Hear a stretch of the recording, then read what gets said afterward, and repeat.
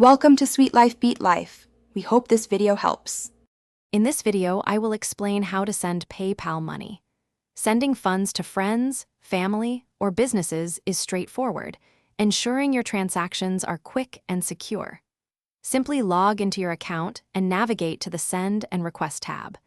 Always confirm your recipient's email address or phone number for accuracy before proceeding with any transfer.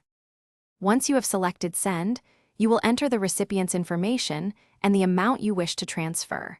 You can send as little as $1 or as much as $10,000 in a single transaction. Carefully review all the details on the confirmation page before clicking Send Money Now.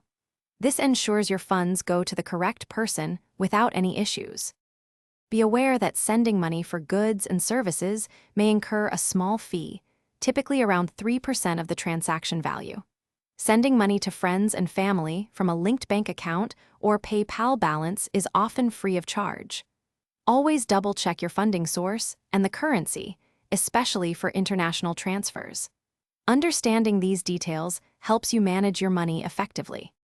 After sending, you will receive an email confirmation, and the transaction will appear in your activity feed. Most transfers complete within minutes, but some may take up to 24 hours to process.